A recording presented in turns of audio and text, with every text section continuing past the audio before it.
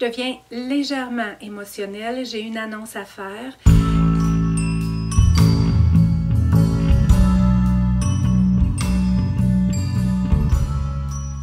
Peut-être aurons-nous le goût d'ajouter un petit chapeau, quelque chose qu'on fait moins. Je vous dirais pas de moins en moins parce que je pense qu'on le fait de plus en plus, ajouter le chapeau à nos garde-robes. C'était quelque chose qui était très présent avant, qui était de mise, je veux dire, dans une garde-robe classique, autant pour femmes que pour hommes.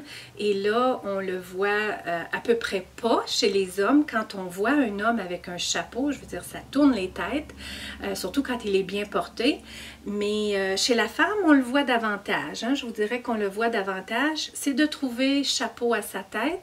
Mais je pense que le fait d'ajouter un chapeau, que ce soit un petit béret, c'est quelque chose que moi, j'aimerais peut-être explorer là, cette saison ici de l'automne ou de l'hiver.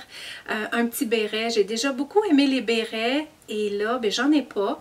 C'est peut-être quelque chose que j'oserais ajouter sur ma liste de souhaits, là, un petit béret pour amener du style cet automne ou l'hiver.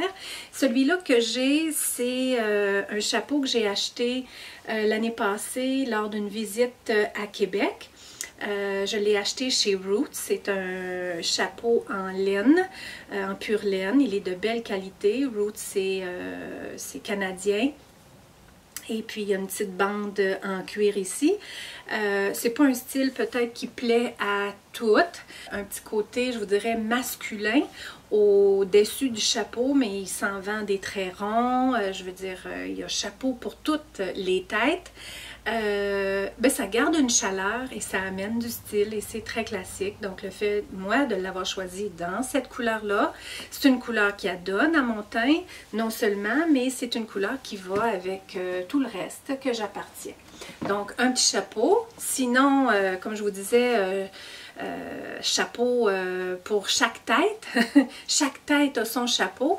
C'est un exemple d'un autre chapeau. Ça peut être quelque chose du genre, béret. Il y a vraiment variété de chapeaux sur le marché. Puis je pense que il n'y a pas nécessairement de style plus classique que d'autres. C'est vraiment de trouver ce qu'on aime, ce qui nous va bien. Et juste là, bien selon moi, ça le rend très classique. Le fait de trouver chapeau à notre tête. Voilà, il me reste quelques accessoires à vous montrer. Chose des plus classiques dans un style classique décontracté, la Chelsea Boots. Alors j'ai celles-là qui sont dans une couleur sur le beige tan avec un petit talon dans le brun qui s'agence bien avec mon sac à main pour ce qui est du brun. Le tan qui s'agence avec tout le reste dans ma garde-robe. C'est un style que j'aime bien, le fait que la pointe est assez en amande. Je vous dirais que c'est pour ça que je vous montre celle-ci parce que j'en ai d'autres, mais je trouve qu'elles sont des plus classiques. C'est-à-dire que je ne me sens pas limitée du tout d'avoir celle-là en ma possession comme étant mes go-to, c'est-à-dire peu importe où je dois aller, si je choisis de porter la Chelsea Boots, elle ne me limite pas. Elles ne me limitent franchement pas, elles s'agencent avec tout le reste. Elles sont de belle qualité en Suède, elles sont pas trop hautes, elles sont très confortables pour moi de les porter. Je me sens bien centrée, je me sens bien solide dedans et ça c'est important pour une paire de souliers. Ça doit être très joli, un beau soulier à talons très haut, très fin, très pointu. Mais si on ne se sent pas centré dans ce qu'on porte dans nos souliers, bien on vient de perdre l'idée totalement. Donc pour moi, une Chelsea Boots, je pense que c'est un classique dans une garde-robe décontractée. Quand je vous dis que j'en appartiens d'autres, pour celles qui me suivaient, vous les avez vues avant. Celle-là, c'est d'une compagnie Grenson que j'ai commandée en Angleterre. La semelle est en vrai cuir. Elles font toc, toc, toc quand je marche. C'est quelque chose que j'aime beaucoup, mais le style me limite un tout petit peu. Je les adore, mais pour dire que c'est un modèle qui est vraiment un passe-partout, qui ne me limitera pas à les porter, je vous dirais que les autres que je vous ai montrés sont beaucoup plus classiques selon moi. Celle-là, bien qu'elle s'agence bien avec mon sac à main et tout, pour moi, c'est vraiment une paire supplémentaire. C'est pas nécessairement la paire des plus classiques. Bien que la qualité, elle est vraiment très supérieure dans les Chelsea Boots ici, de la marque Grenson, ça ne veut pas dire nécessairement que le style ne me limite pas, que j'ai pas l'impression que le style me limite. Tandis que les autres, je peux les porter, je trouve qu'elles sont très habillées avec jupe, avec robe. Si je décide de les porter avec des jeans, tout de suite, je trouve que ça élève un tout petit peu le look à mes jeans. Tandis que celles-là sont de style classe, mais plus décontracté, plus décontracté. À travers ces petits exemples-là, ça permet vraiment à mon message de passer. Ce qui, pour moi, est classique. Ce qui veut dire classique, c'est que ça ne me limite pas. Je peux les porter partout, en tout temps, selon mes besoins. Quelque chose qui, au fil du temps, est devenu un classique, selon moi, dans la garde-robe de la femme qui a un style classique décontracté. Donc la botte over the knee boots en vrai suède, en faux suède, à talons plats ou à talons hauts, à talons carrés, à talons un peu plus hauts, à talons un peu plus fins, tout dépendant de notre goût, de notre style. La botte over the knee boots, selon moi, c'est un beau classique à avoir. Encore faut-il aimer ça, mais selon moi, c'est un beau classique à avoir. Alors moi, j'ai choisi comme botte classique, c'est-à-dire qu'elle ne me limite pas. D'une part, je me sens bien centrée dedans, je me sens bien confortable. Le fait que le talon soit plat. Je dis pas que je peux les porter partout, en tout temps, avec tous mes vêtements, mais si je choisis de la porter, c'est celle que je préfère. J'ai fait un mauvais achat aussi. J'ai fait un mauvais achat, puis j'ai le goût de vous le montrer parce que je trouve que ça donne des bons exemples d'une over the knee boots. J'adore le talon, j'adorais vraiment le talon, j'adore la couleur. Elles sont en vrai suède, tandis que les autres sont en suède, en faux suède, là, en petit velours dans le fond. Mais quand je les porte, bien que je me sens centrée, je me sens confortable, c'est comme, puis elles sont en amande, la forme que j'aime beaucoup. Je trouve pas que le look total, peu importe avec quoi je tente de les porter, je trouve pas que ça me représente bien. Je trouve pas que ça fait wow. Donc, c'est un mauvais choix pour moi. Pour moi, une over the knee boots, parfaite pour moi, parfaite pour mon style, c'est celle-là. Puis la over the knee boots, pour moi, c'est pas quelque chose que je porte avec tout. C'est quelque chose que j'aime porter, puis que j'aime voir porter, c'est avec la jupe ou la robe qui arrive parfaitement. C'est-à-dire qu'il ne faut pas que la jupe ou la robe arrive par-dessus la botte. La botte a sa place et la jupe ou la robe doit avoir sa place. Je pense que ça nous permet, le fait qu'on porte une over the knee boots, ça nous permet de porter la jupe un peu plus courte, la robe un peu plus courte, de par le fait qu'on se sent un tout petit peu plus habillé, un petit peu moins dénudé peut-être, parce que c'est vraiment moins joli, même que pour moi c'est pas flatteur du tout, je trouve pas ça flatteur du tout quand la botte touche la jupe ou la botte touche la robe. Ce que ça me permet de faire, ma robe, ce qu'elle me permet de faire, du fait que je peux l'attacher à la taille, je peux remonter un tout petit peu le tissu pour faire en sorte que la robe ne touche pas la botte.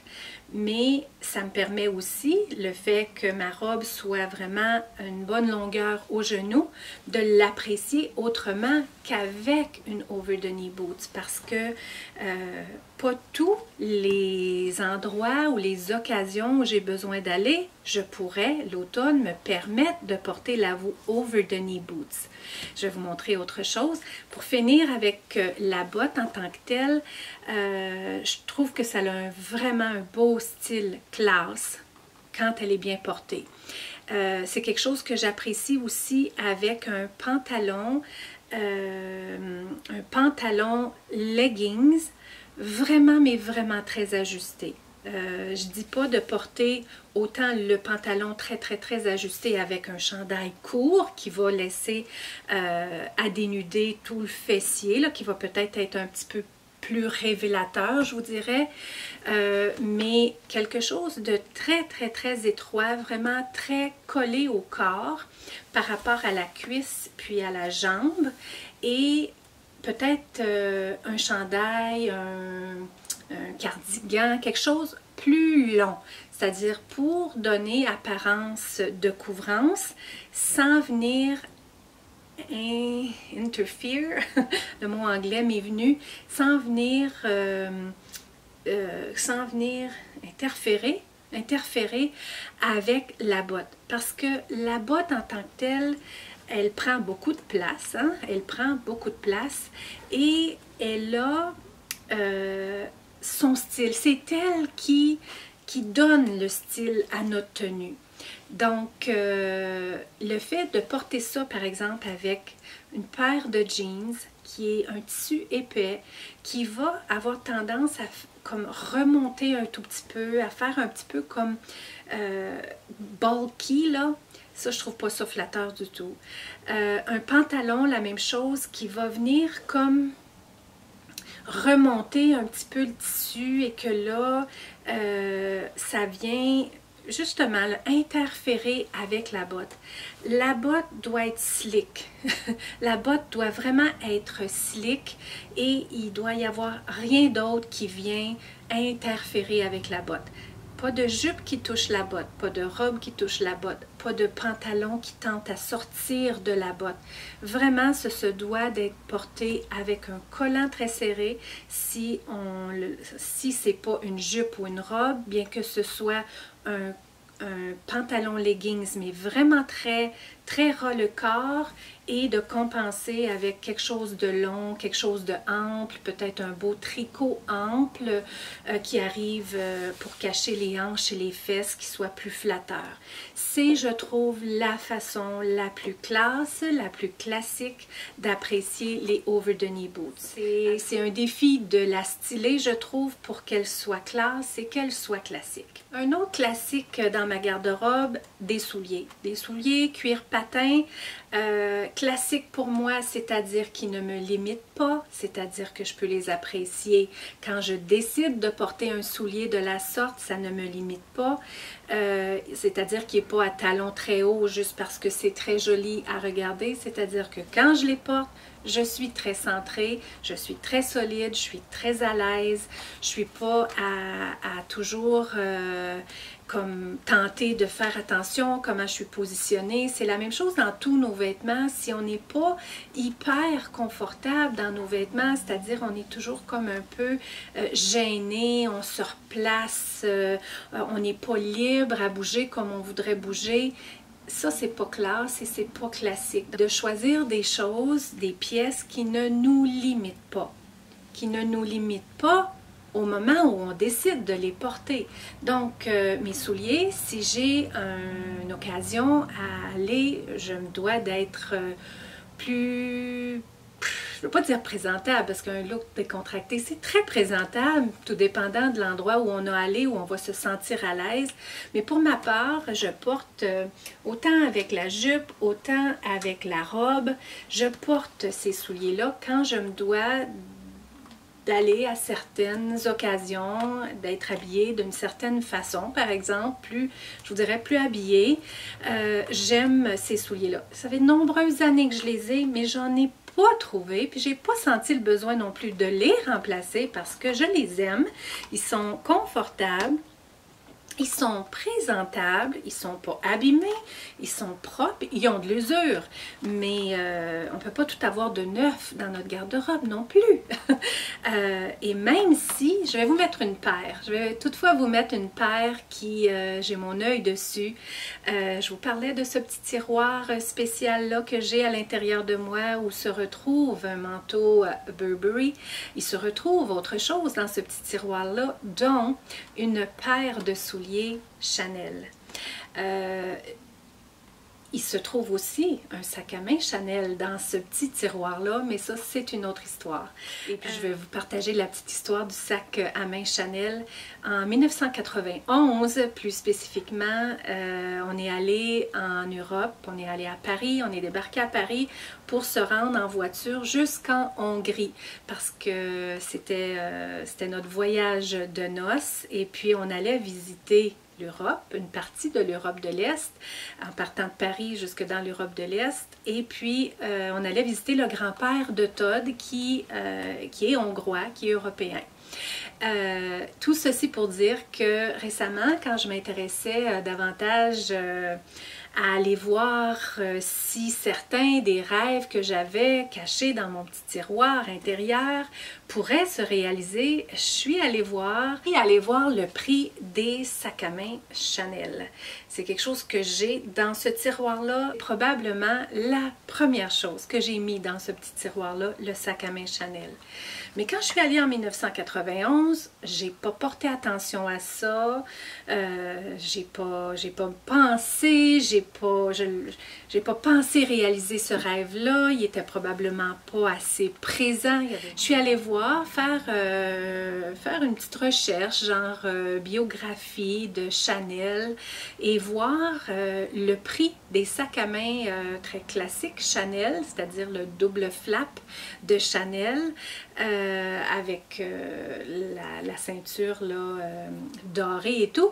Je suis allée voir le prix, comment le prix a fluctué au fil des années. Et justement, juste dans cette période charnière-là où j'étais allée justement à Paris, le prix a augmenté et n'a jamais cessé d'augmenter depuis la conception du sac à main.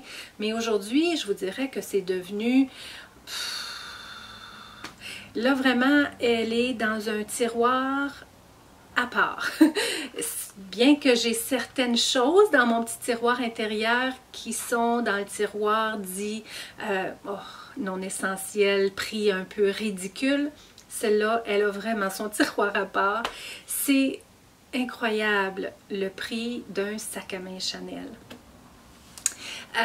Mais tout ceci étant dit, il y a dans l'autre tiroir qui reste, que je trouve qui est quand même pas pire, abordable, mais ça ne veut pas dire que je vais le réaliser nécessairement, une paire de souliers Chanel. Typiquement, là, les souliers à deux couleurs, c'est-à-dire le beige avec le noir à la Chanel. Je vais vous avoir mis des photos.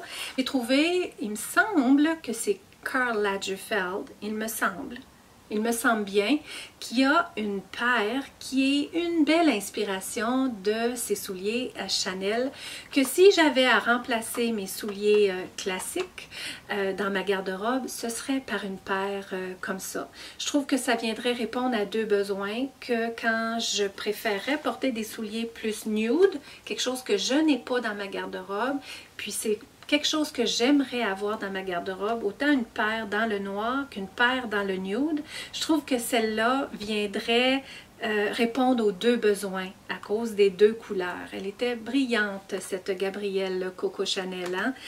Hein? Donc, tout ceci étant dit, quand je porte les souliers, ça me permet d'être habillée, c'est-à-dire que la même petite robe kaki que je pourrais apprécier avec les over the knee boots ou que je pourrais même apprécier avec les Chelsea boots, je peux tout autant l'apprécier avec mes souliers plus habillés. Et ce que je fais quand j'ai ce besoin d'être plus habillée, bien je porte mes bas qui sont des plus classiques pour moi, c'est-à-dire que c'est les bas que je porte depuis maintes années qui me permettent de toucher aussi à oser un petit peu plus ma féminité sans, selon moi, être trop. Je les porte avec un style de vêtement, je vous dirais, semi-décontracté, mais que je viens élever un tout petit peu ma tenue avec les bas et avec les souliers. Donc pour moi, les bas sont devenus au fil du temps un classique, un essentiel dans ma garde-robe, c'est-à-dire quand j'ai ce besoin d'élever ma tenue et de la raffiner davantage. Ça me fait penser aussi, si on veut personnaliser davantage notre garde-robe, notre style, un peu comme je disais tantôt, moi j'ai trouvé que c'est avec le rose, de laisser ma signature à travers ma garde-robe. J'ai aussi trouvé que j'aime aussi laisser paraître un style qui ose ma féminité. Bien, pour quelqu'un d'autre qui peut-être aime un style plus peut-être romantique. Hein? Il y en a qui peuvent avoir ce style-là qu'on retrouve à travers leur garde-robe plus romantique. Bien, il y a des beaux bas qui nous permettent justement de laisser briller ce côté-là, le côté romantique. À travers les bas aussi, on peut laisser transparaître un style très edgy. Il y a différents motifs pour les bas, c'est-à-dire il y en a qui sont avec des surpiqûres tout derrière qui fait très sexy, qui fait très sexy justement. Il y en a d'autres que ça peut être plus ce côté edgy là, à travers des bas. À travers des bas. Je termine sur une note très automnale, c'est avec des bottes d'eau de la marque Hunter. On les voit beaucoup, ces bottes, elles viennent dans différentes couleurs, c'est-à-dire que si on pourrait choisir d'ajouter à notre garde-robe une paire de bottes Hunter, peut-être dans le rouge, nombreuses couleurs sont disponibles pour nous. J'avais choisi d'ajouter les bottes reluisantes dans le noir. Je trouvais, pour moi, c'est celle qui me tapait le plus l'œil, c'est celle qui pour moi était le plus classique pour moi. C'est celle qui allait aller le mieux avec toutes mes tenues, c'est-à-dire que même si je porte une paire de bottes de caoutchouc, je sens que j'ai un style présentable, c'est-à-dire que ça s'agence bien avec toutes mes choses, ça s'agence bien avec mon foulard Burberry, ça s'agence bien avec mon imperméable. Je peux même les porter très décontractées, je peux les porter pour travailler ici autour de la maison. Je fais toujours très attention quand je les porte, je m'assure que c'est pas du travail où je vais vraiment les abîmer avec des outils quelconques, mais ça m'est arrivé de travailler sur le terrain quand j'ai fait quand j'ai semé, j'ai mis de la semence sur le terrain. J'allais toujours le faire quand c'était une journée pluvieuse, justement. Donc, j'ai porté mes bottes et je les porte aussi dans des occasions où j'ai besoin d'être assez présentable, donc avec sac à main, Burberry, etc. Donc, un classique qui me permet de les porter de façon présentable, puis un classique qui me permet de les porter dans mon quotidien pour les besoins de la cause, qui est de porter des bottes d'eau dans des jours pluvieux. Également, elles me viennent vraiment très utiles parce que, comme vous avez vu, les bottes que j'ai sont des bottes que vous avez vu que j'appartiens, sont des bottes en vraie suède ou en velours, et je ne peux pas me permettre de les porter dans les jours vraiment pluvieux. Donc, les bottes d'eau viennent vraiment, mais vraiment très utiles. Non seulement elles sont très classe, très classiques, très basiques, elles sont aussi vraiment très utiles pour que je préserve la vie des autres bottes que j'ai. C'était ce que j'avais à vous présenter. J'espère franchement que vous aurez trouvé inspiration pour vous préparer à cette belle saison de l'automne.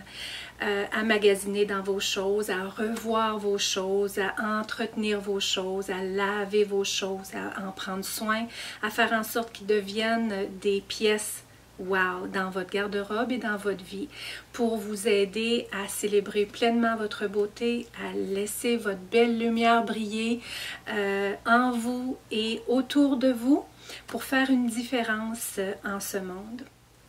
Je deviens légèrement émotionnelle. J'ai une annonce à faire qui va peut-être toucher certaines d'entre vous plus que d'autres.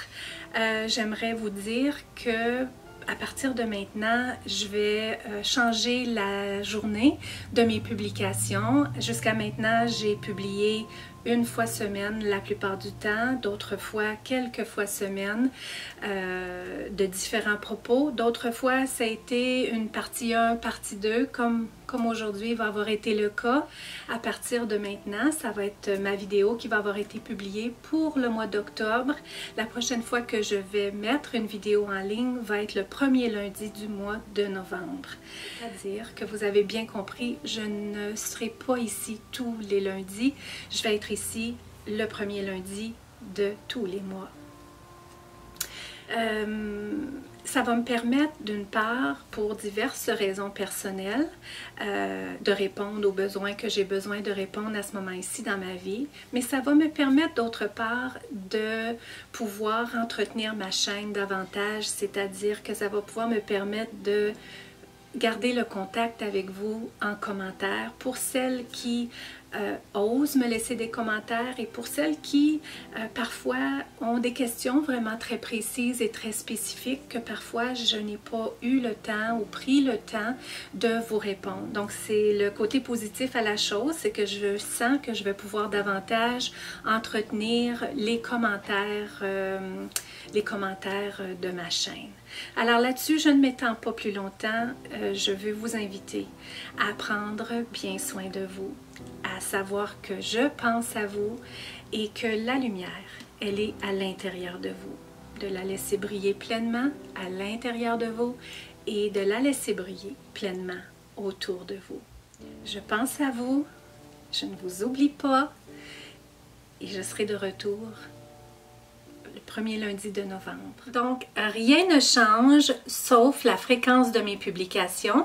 Alors, pour être mis au courant des prochaines fois que je suis en ligne sur YouTube, bien, je vous invite à être abonné à ma chaîne en cliquant le petit bouton rouge de YouTube qui dit s'abonner. C'est totalement gratuit. Ce que ça vous permet, c'est d'être mis au courant que j'ai mis une publication en ligne. Vous activez également les notifications, c'est-à-dire que une fois le petit bouton rouge de YouTube qui dit s'abonner activé, là vous allez en dessous, ça dit activer les notifications à l'aide d'une petite cloche, c'est-à-dire que vous aurez dans votre coin droit de votre écran chaque fois que Nathalie TV va avoir mis une vidéo en ligne. Parce que d'une part, si vous n'êtes pas abonné à ma chaîne et que vous n'avez pas activé les notifications, le fait que la fréquence de mes publications va avoir changé, vous allez risquer de ne pas savoir que j'ai mis une vidéo en ligne. Donc, une fois que vous aurez cliqué sur le petit bouton qui dit s'abonner rouge et que l'abonnement est fait, vous devez maintenant de faire activer les notifications, c'est-à-dire un petit clic de plus sur la cloche. De plus, si vous avez apprécié mon contenu aujourd'hui, vous avez apprécié ma visite, vous avez apprécié ce temps en ma compagnie, je vous invite à me laisser votre lumière au passage en cliquant le petit bouton qui dit j'aime, c'est-à-dire le petit pouce vers le haut. Si vous avez le goût de me laisser un commentaire, vous avez senti l'inspiration à faire un partage quelconque en commentaire, vous êtes la bienvenue. Ça me fait plaisir, c'est ce qu'il y a de plus riche sur ma chaîne, ce sont les partages, c'est votre ouverture, c'est votre inspiration suite à mon contenu et c'est ce qui m'inspire à revenir de fois en fois sur YouTube. Alors je répète, rien ne change sauf la fréquence de mes publications. On se retrouve dans la prochaine vidéo.